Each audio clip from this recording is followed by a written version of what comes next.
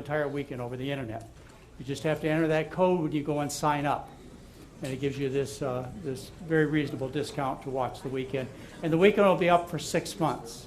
We'll take it down in February of 2013 when we have our next weekend. So if you want to review some of the lectures, and I imagine there might be a person or two you want to share this with. It's not a lot. Yeah. I mean, you know, my goal is to spread as much information as possible. Yes. Okay. All right. Well, welcome back. Welcome back. We've had a great morning so far. Each of these presentations, these advanced study weekends, what I try and do is I try to put together new talks for you about things that I have learned recently. Like last night, I shared with you some of the things out of the newsletters, some of the new thoughts that I've had. And so I would like to share a few more things with you that are really important to me. I may have not expressed it enough this weekend, but if you follow me, you know how concerned I am about the future. You met my little grandson. He's been walking. Oh, there he is in the back of the room there. And that's Sam. That's my 4th grandson. Can you stand up, Patrick? My son, Patrick. And that's Sam. And I just want you to know that's why Mary and I do what we do now. Now, I'm of a retirement age. I easily could just quit and say, well, it's somebody else's turn to take over. Certainly, Mary and I have made enough money in life. That's not a drive for us. But the drive for us is to make a future for our grandchildren. We have 5 now. We have 4 grandsons. We have a granddaughter. And we'd like to make this place livable for them. And so that's my main goal, is to try and change the future. I want to change the world. Yeah, I really do. I want to change the world. And I want to do it for my grandkids and your kids and your grandkids. That's what I want to do. And part of this has to do with the diet wars. There are diet wars going on, and we need to be involved just like we were involved in a real battle. And the ultimate outcome of that battle could be life or death for all of us, planet. And so it's really important for me to define this war. This war has been going on for a long time. I remember when I first got started in this business, one of my heroes was Nathan Pritikin.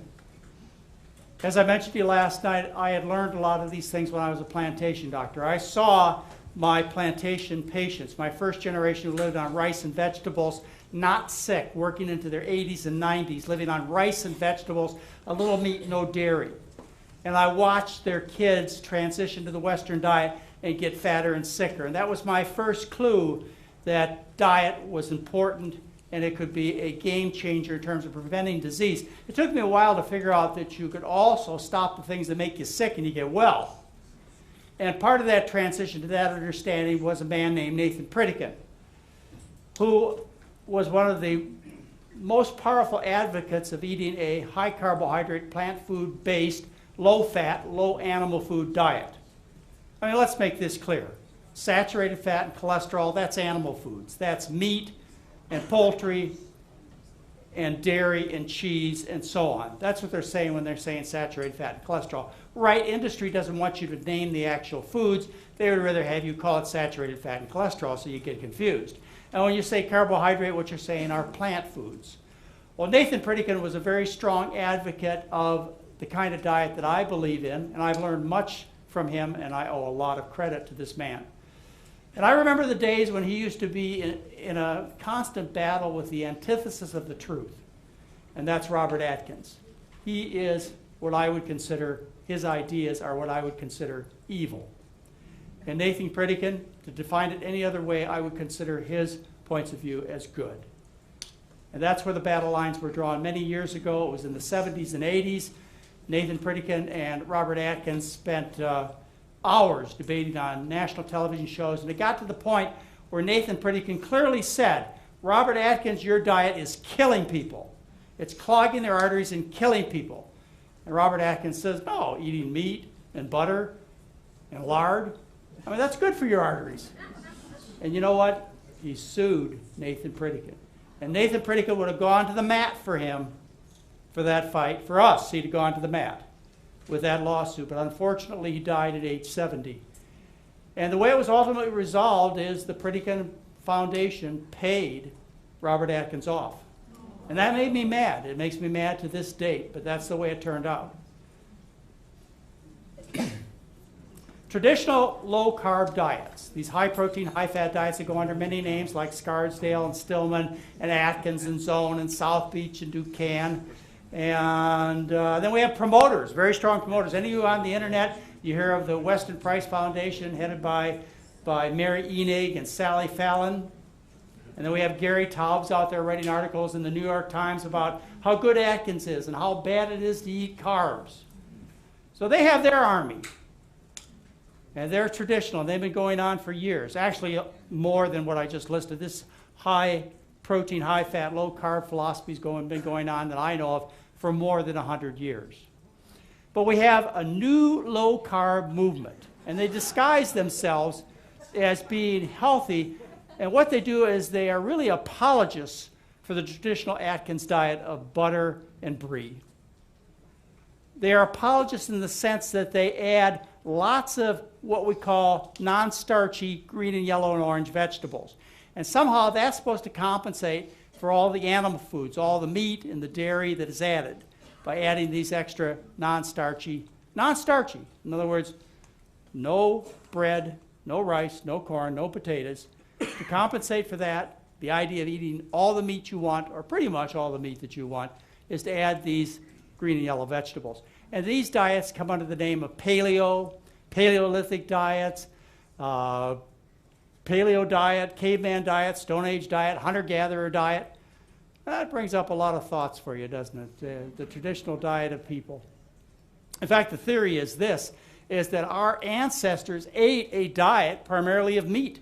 They were hunter-gatherers with the emphasis on hunter, and as a result of 2 million plus years of evolution, we evolved to be hunter-gatherers with the emphasis on hunter. We evolved to eat lots and lots of meat. So they tell us, meat, that's good. You can eat fish and chicken and beef and pork, any kind of animal food. Seafood is great. Oh yes, you can have these non-starchy green and yellow vegetables. Fruits, they're okay too. But don't you dare eat bread or potatoes or rice, because these are evil. These are the foods that contain lots of carbohydrate. These are what I call starches. Those are forbidden. And to their credit, they do forbid some things that I think are not good for you, as well as you can easily recognize as not being good for you. They forbid dairy. They forbid sugar. They forbid oils, except for maybe olive oil. The Bible of Paleo Diet was written by a man named Loren Cordain. He's a PhD. He works for Colorado State University. Anybody who's involved in this paleo idea, these paleo nutritions, it also goes under primal nutrition or primal diets. Anybody that's involved in these types of programs, they look up to Loren Cordain as their hero. He wrote the Bible, the Paleo Diet, and I've read this book. As a matter of fact, in the slides that follow, you'll see parentheses, which represent page numbers from this particular book, if you want to go back and see the actual quotes that were made for this book. Cordain says that the paleo diet is the one and only diet that ideally fits our genetic makeup. He claims that every human being on earth ate this way for the past 2.5 million years. Everyone. In fact, he says there wasn't a single person who did not follow the paleo diet. Now that brings up a little suspicion, doesn't it? Well, it should bring up a lot of suspicion. Where he comes to this understanding is where a lot of people, poorly educated people who are not up with the scientific literature, people of old, 40, 50, 100 years ago, who used to do archaeologic diggings, what they did is that they dug around a village, the campfire site and so on, and they looked for remnants of people who lived 100, 200, a million years ago. What they found is they found bones. They found tools, stone tools, for example. They found cuts on the bones. They didn't find any pea pods, no orange peels, no corn husks after 50,000 years. So their conclusion was that these people obviously were primarily hunters, because all we could see is evidence of animal eating by that crude kind of archaeology. And by the way, all archaeologists the majority of the archaeology community, if not all of them, recognize that this was the problem for coming up with incorrect theories. And so when doctors started looking around for other remnants of what people eat, they found some clues that we really weren't that big of meat eaters. I believe, by the way, that there were probably no societies in the past, or large societies today even, that lived on a pure vegan diet. Let's face it, people ate some animal foods throughout most of human history, but the idea that they ate a lot of plant foods in their diet had to come from some more careful archaeology. What they had to do is look for different evidence of plant eating, like these right here. These are called starch granules or amyloplasts. They're parts of a cell. Inside of a plant cell is stored starch. Starch is long chains of sugar, either straight chains or branching chains, called amylose and amylopectin. And these chains, which are made as a consequence of photosynthesis by plants, plants make these sugars, glucose, and turn them into chains for their own use. They store this sugar for their own needs, like to make it through the winter. Or when spring comes, you need energy to sprout anew, to become a new plant. And so the plant stores its energy inside its cells, or cytoplasm, in the form of these vacuoles called amyloplasts, starch grains, or starch granules. Investigators have looked into archaeologic findings and found evidence of these starch granules and other plant parts that have lasted eons. For example, 2 million years. Recent archaeologic findings that date back 2 million years, when they looked at the dentition, the teeth of the remains of people that lived 2 million years ago, they found parts of fruits, parts of wood bark, parts of grass, parts of sledge. In other words, evidence as far as 2 million years ago that people ate like chimpanzees and other lesser primates do today. From 105,000 years ago in East Africa, Mozambique, when they dug around the village site, what they found is they found these starch granules, these cubicle-type starch granules. They're from grains. The ones that are more round are from underground storage organs like potatoes and various other tubers and roots. So you see, they found these particular parts of plants preserved for 100,000 years. They found them on the tools, and their conclusion is that people were consuming grains and other plant parts for 105,000 years or more. The Neanderthal is the ultimate in the meat eater in people's minds. When they think about primates that are very close to the current human, people think about the Neanderthal, and the immediate thought is this is the ultimate hunter, gatherer. But evidence is that's not the case. They looked at skeletons of Neanderthals all the way from the cold north of Europe down to the sunny Mediterranean, and they found in these skeletons, they found evidence of starch eating when they looked between the teeth of these various skeletons. Dating back 44,000 years, they found these starch granules. And these starch granules match starch granules that we can make today just by cooking various starches like potatoes.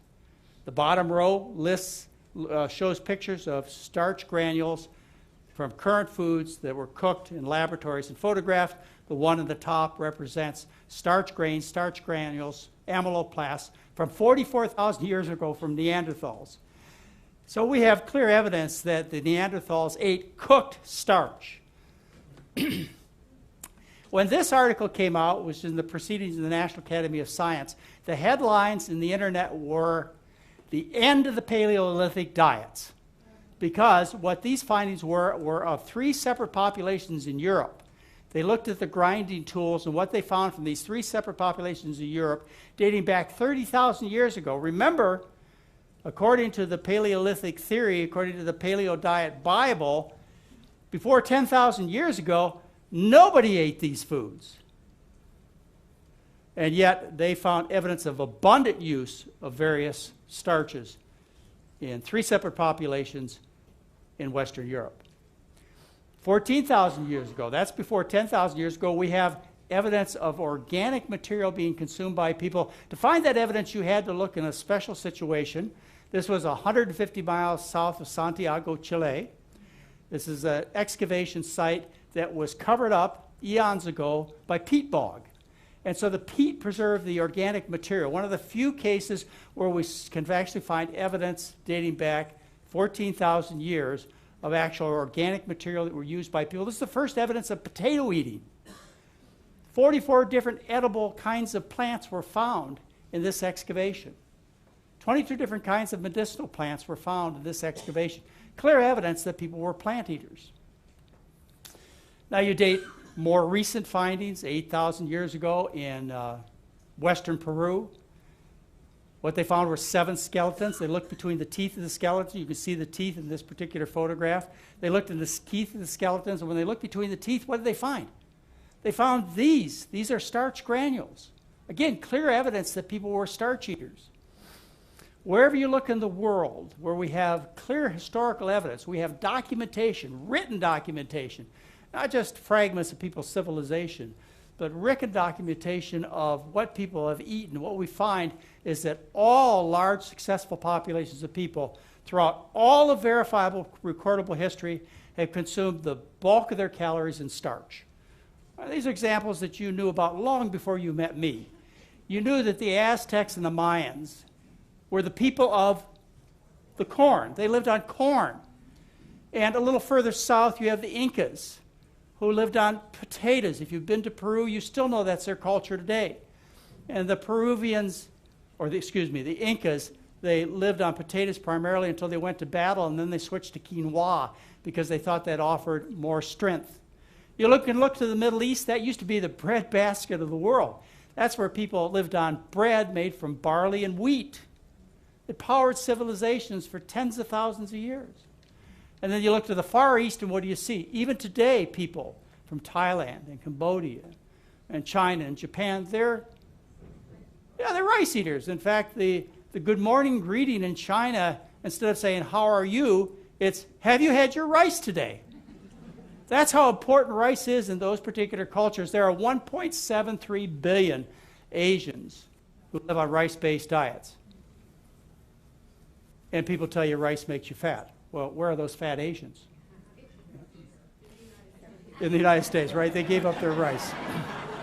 All right, getting back to the philosophy of the paleo diets. In the paleo diet, you're encouraged. In fact, the basis of this diet is meat. 55% of your food should come from animal sources. That's beef, poultry, fish, eggs. 55% of your diet can come from these particular foods. The typical fare are things that you're familiar with, like beef and veal and pork and chicken. But they also tell you it is good. And you certainly aren't discouraged, if not encouraged, to eat some animals that you don't typically think of as food, like alligators and snakes and deers and bears and so on. Nothing's off the menu. You can basically eat anything that ever walked, crawled, or swam on this kind of diet. And they actually offer mail-order suppliers for these wild animals in this book. Yeah.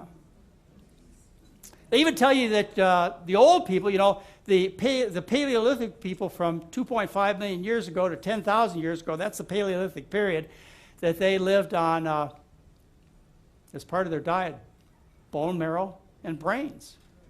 I think that's a bit repulsive, don't you? But we're supposed to eat like our ancestors do. We're supposed to eat brains and bone marrow of animals, and if we're really supposed to eat like our ancestors do, don't forget one delicacy, which was adolescents and children. Yeah, it's called nutritional cannibalism. That means eating fellow human beings for nutrition and enjoyment. And you see evidence that was found almost 1 million years ago of people who were butchered with slices across their bones that were put there by stone tools of the people of that time. Yeah, so I guess if you're going to be a true paleo follower, you really must eat like your ancestors.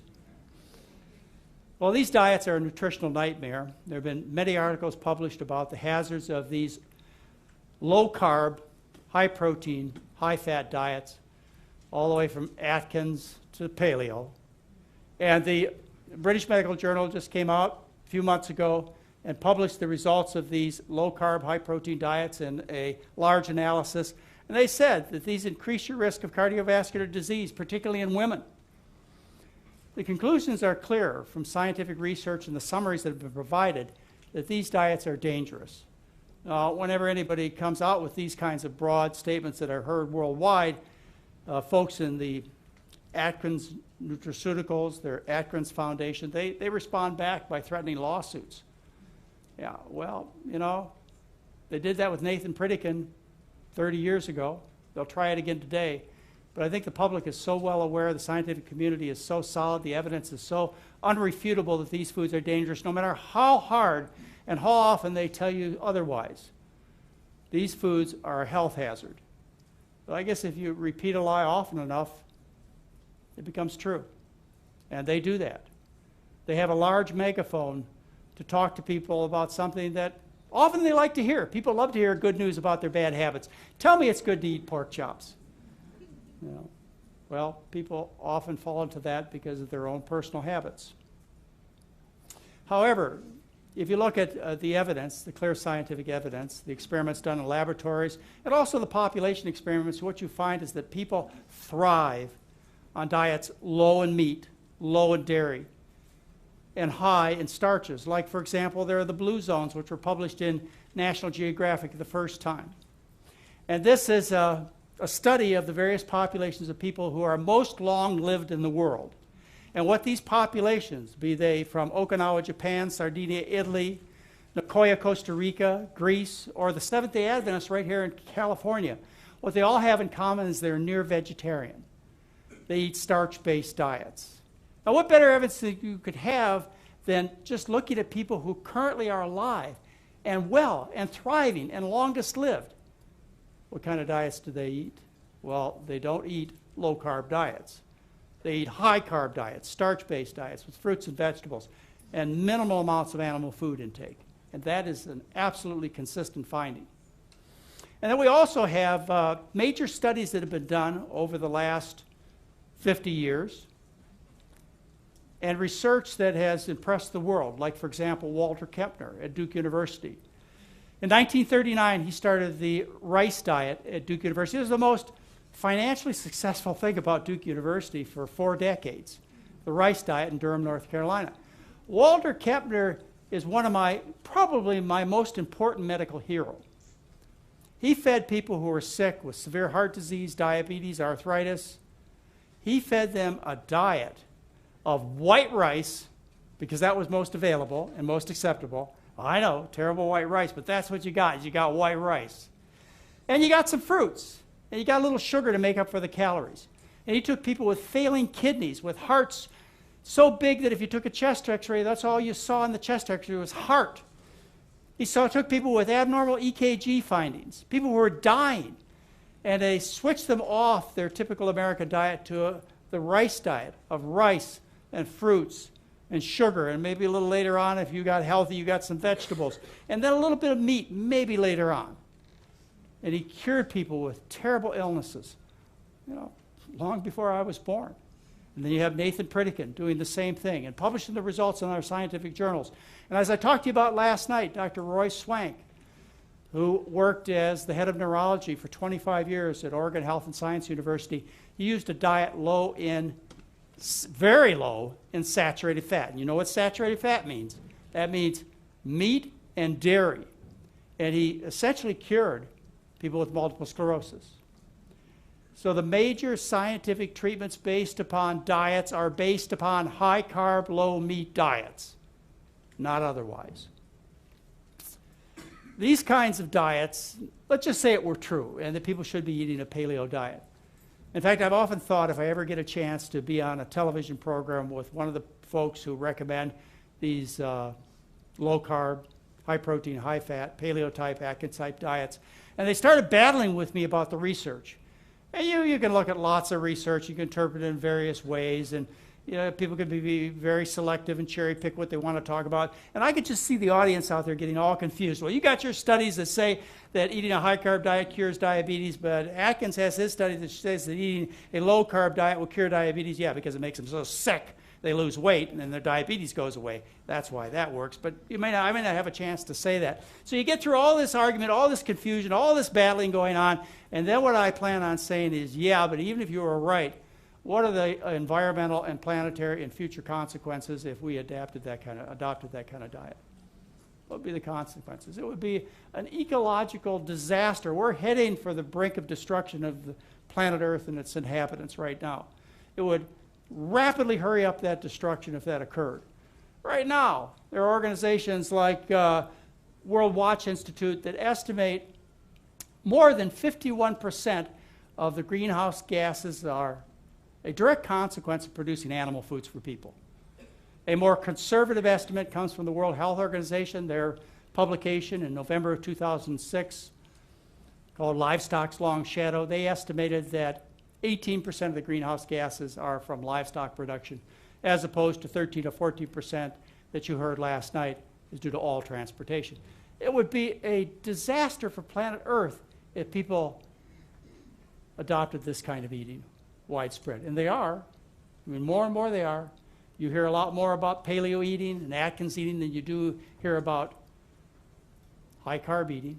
I don't know, maybe that's not true. Vegetarian's becoming pretty darn popular, isn't it, with Bill Clinton and Michelle Pfeiffer and other celebrities standing up. I mean, people who are beautiful people who are getting healthier and handsomer as the days go on because they've made this simple change. I don't know, maybe we're winning. I hope so. Another report has to do with our water supply. It takes, and this impressed me, 4,000 to 18,000 gallons of water to produce one juicy hamburger. Yeah. At the end of his book, Dr. Cordain, and by the way, this is the picture on the left-hand side that he uses on his current book. I don't know where the heck this came from. I guess high school graduation. But that's his current picture he uses on his book. This happens, the one on the other side of the frame is the result of 20 years of eating the paleo diet. At the end of the book, in the additions he puts in his new revision of the paleo diet, he says, without them, starches like wheat, corn, and potatoes, the world could probably support 1/10 or less of the present population. You know, we have an overpopulation problem. Nobody questions it. There are solutions out there for handling the overpopulation, such as what China did, which is 1 child per family. There are other solutions out there that are even less popular, like a viral epidemic, or maybe some type of catastrophic war to reduce the population. But let's just say that's not an option on the table to reduce the population. At current population, according to Cordain, we could support 1/10 of the people. So what I want you to do right now is I want you to pick 10 of your friends or family members out and choose which 9 will die so that people can eat the paleo diet. Because Cordain says you cannot support the current population without starches. So 9 of 10 of your friends and family members are out of here. They must go if we're going to do something as uncivilized as eating the paleo diet, which is destroying animals and the planet, and would have to, based on Cordain's calculations, would have to take and eliminate 90% of the population on planet Earth. The next question you come to when you talk about hunter-gatherers is, what is it about hunter-gatherers that makes them healthy? Is it because of what they ate? You know, it might not be. It might be because they exercised a lot. Maybe that's why. Some of your friends will say that. You know, those people in Japan, the reason that they're so thin and healthy looking, it's not because of the rice, it's because they exercise so much. Well, you know, people in these less developed countries like China, well, China, that's not less developed anymore, is it? But in parts of the world that have been traditionally less developed, yeah, some people work harder. They're out in the farm, in the fields, and they're plowing the fields by hand, and they're harvesting the crops and so on. But there are a lot of people in these societies who don't do that. They're school teachers and bankers and ministers and writers and public speakers, and they don't exercise. But they're all trim, aren't they? Anyway, looking back at the paleo issue, scientists looked at traditional hunter-gatherers. In this case, they looked at the Hadza tribes, and these are people who are in north-central Tanzania. And they studied these populations of people, and they carefully looked at their energy expenditures. And what they found is these traditional hunter-gatherers, which are trim, healthy, hardy people without heart disease, people who don't have the traditional types of diets that we have, They eat healthier diets, of course, less refined food, and not so many animal products either. They do some hunting, yeah. The men go out and they try and catch an animal here or there or get a little bit of honey. But most of the food supply is obtained by the less important people, the grandparents, the women, the children, even in those societies. Well, when they measure their energy expenditures of the traditional hunter-gatherer populations, they don't expend any more energy than people living in Western societies. It's not exercise. It's the food. Not to tell you exercise isn't of value, but that's a scapegoat. You've got to fix the food. In February of 2010, we had a special guest here. That was Dr. Nathaniel Dominy. Did anybody come to hear that presentation? Yeah, I worked for 4 years to get Dr. Dominy to come to this advanced study weekend right here in the room. And Dr. Dominy gave a presentation. It was actually in February of 2011, wasn't it? Sure. February 2011. Dr. Dominy gave a presentation about his work on diet and evolution. That's what he specializes at Dartmouth College. And he told you about the historical data. He told you about the genetics of human beings that make us starch eaters. And he gave a presentation that those of you who heard it will never forget. And so what do we tell our friends and relatives who tell us that we're primarily meat eaters because we're hunter-gatherers? With an emphasis on hunter because that's, the man thing to do, and gathering's the woman thing to do. That's a myth. Hunters and gatherers, the majority of their calories come from plant foods. Yeah. So that's a myth. Hunters and gatherers, the majority of all the calories that any hunting and gathering population gets comes from its plant foods. So that's what's most reliable. Meat is just too unpredictable. You can't rely on it. So kind of as a summary statement, as an expert anthropologist, you've spent your whole life studying the human diet and its relationship to teeth and bones and chemicals and genes and so on. Your conclusion is the human being is a starchivore.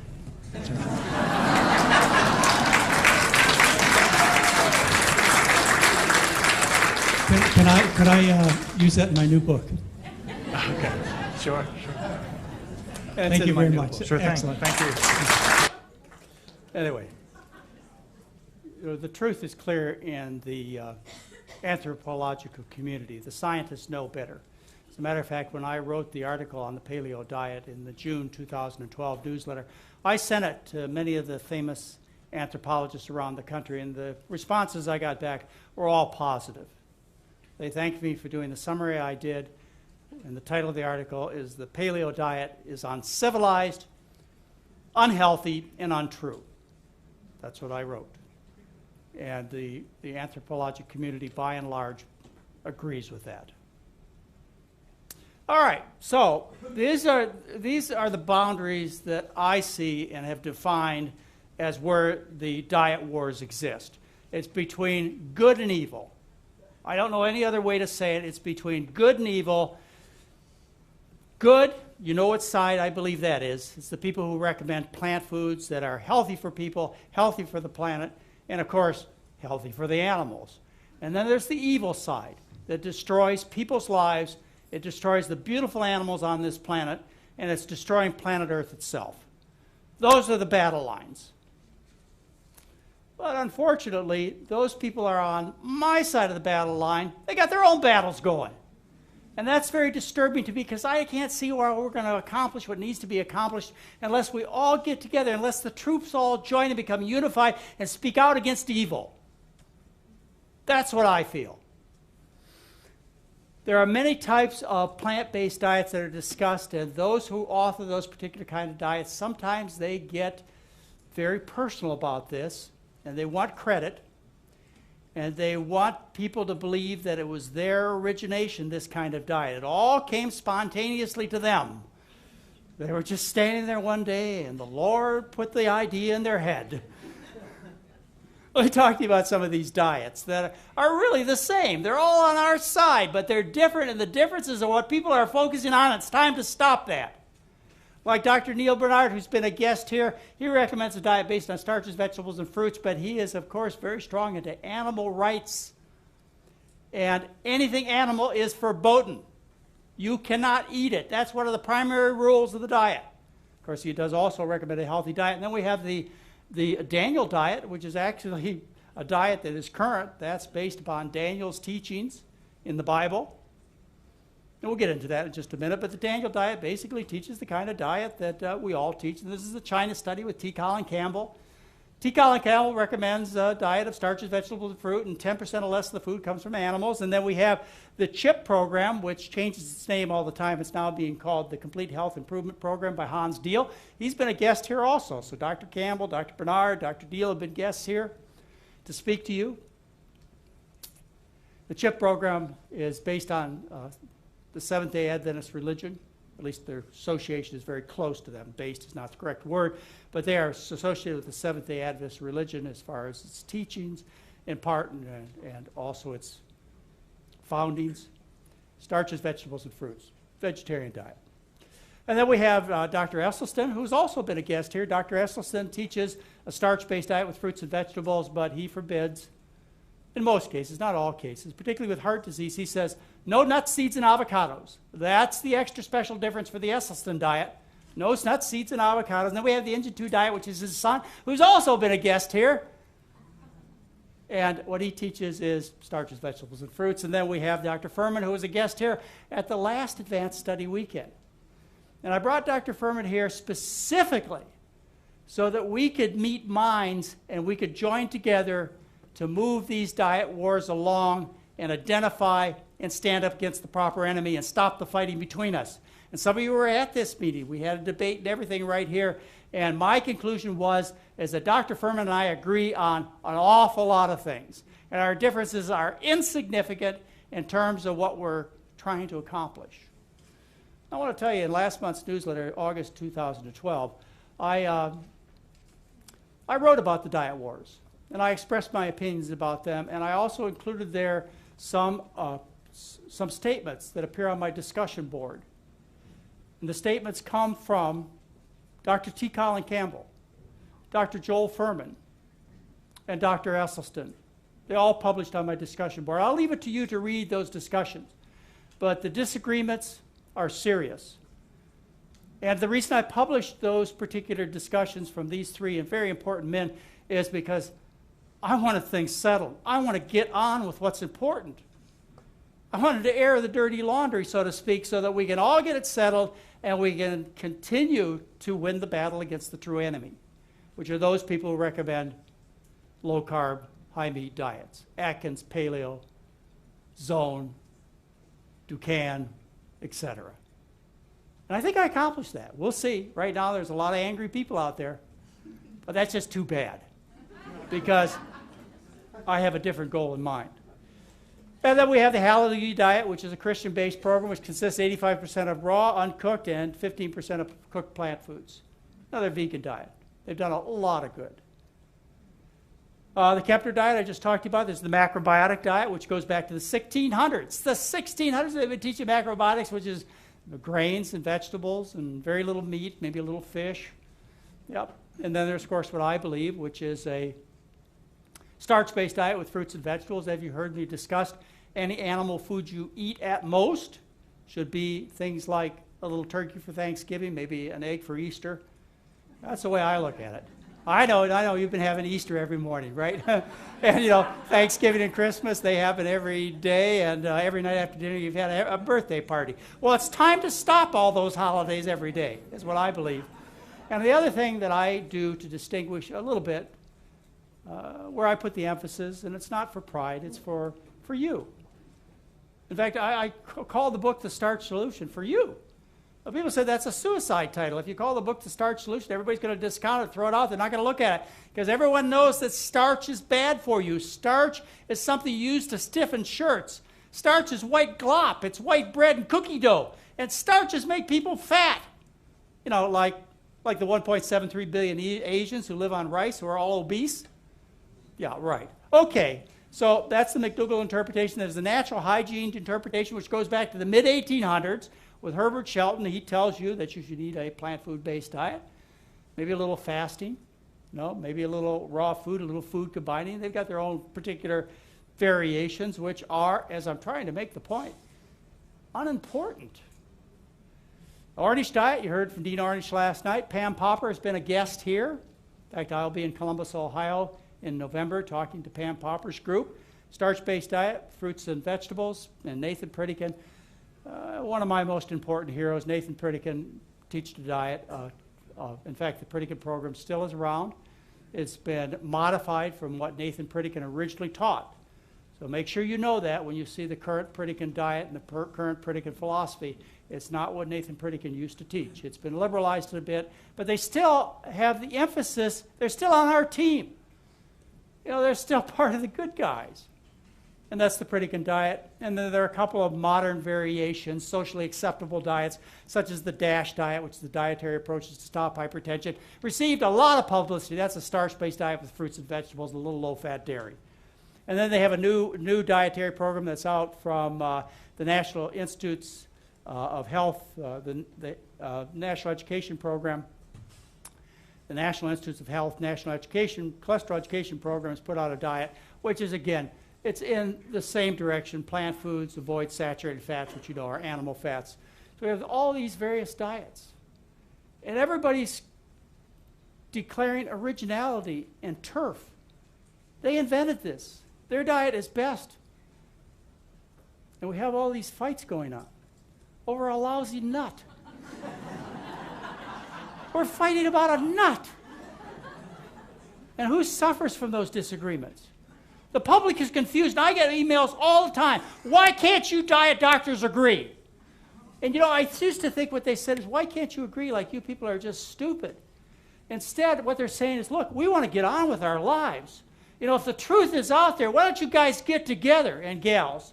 Why don't you get together and tell the truth so we can get our health back together and save our families? That's what they're asking, and that's what I'm asking. Is why can't we get together? I would suggest we just go back to the original. Or at least it's certainly one of the earliest recommendations of the treatment that I use, and that's in the first chapter of Daniel of the Bible, 2,600 years ago. Daniel says to the gatekeeper, he says, please test our servants who are living in the king's castle, eating the king's food.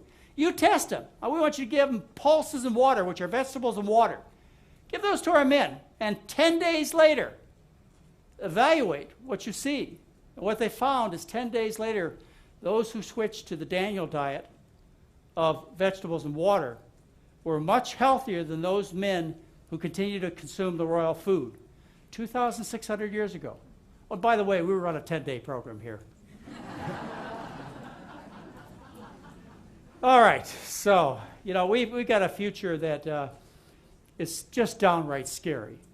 You can't be alive and awake today and not realize there are some serious things going on in terms of our climate. We just went through, in fact, we're still in the midst of a drought that devastated the middle section of the United States. Somewhere around 60-80% of the crops have been destroyed by drought, by inclement weather, by climate change. And we know where that comes from. There are doubters, but there are no educated doubters these days about climate change. We know that the human being is contributing greatly to climate change, and that gives us the potential to change things. But how do we change things? How do we make that? You can't change the fact. You can't change the weather. Isn't that what they say? You can't change the weather. So we're going to have to live with the world that we have. There's actually an article that came out last week that said that by 2050, the bulk of the population of the world will be vegetarian. Not by choice. You folks are getting way ahead of the parade. Not by choice, they're going to be vegetarian. There are changes coming, so what can we do? I believe that we can direct those changes and make them less painful and maybe get some positive outcomes. And to direct those changes for the future, we should look to the past and see what people did during other difficult times. Look to the past.